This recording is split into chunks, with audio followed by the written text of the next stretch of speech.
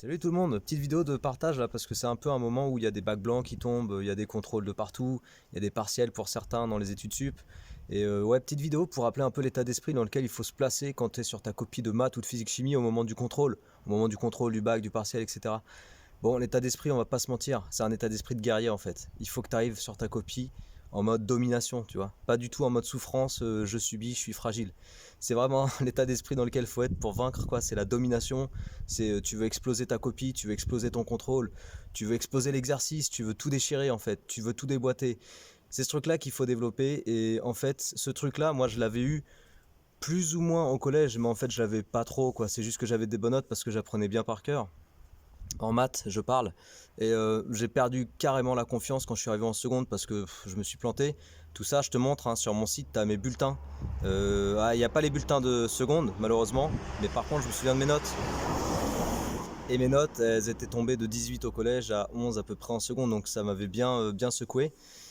Et tout ça pour te dire que l'état d'esprit, je l'ai regagné, cet état d'esprit de guerrier en fait. Parce que du coup, j'ai pas du tout eu envie de me cantonner au 11 sur 20 en maths, surtout que j'avais envie d'être ingé. Donc j'ai développé ce truc-là en première et terminale, et les bulletins de première et terminale, je te les montre sur mon site, tu peux voir.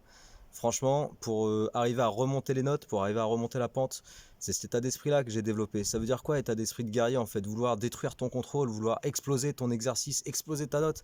En fait, ça veut dire que tu laisses pas la moindre zone d'ombre quand tu t'entraînes, quand tu révises ton cours, quand tu cherches à comprendre. Tu laisses rien au hasard.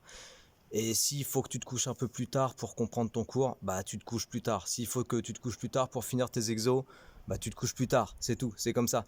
Et à force de raisonner comme ça, en fait, c'est là que tu gagnes de la force et c'est là que tu gagnes de la motivation, de l'envie, et que tu arrives sur ton contrôle et que tu déchires tout en fait. Et tu sors, t'exploses ton exercice. Alors ça va te pair avec le fait que à force de t'entraîner, à force de vouloir tout comprendre, à un moment donné, carrément, tu arrives au stade où tu comprends la stratégie des exos, tu comprends pourquoi les questions sont posées dans cet ordre-là, tu comprends les questions classiques, les questions récurrentes en faisant des exos bilans, comme je te dis souvent, tu comprends les questions, les questions récurrentes, tu comprends vraiment la stratégie, ce qu'on attend de toi, ce qu'on veut vérifier de tes savoirs et compétences.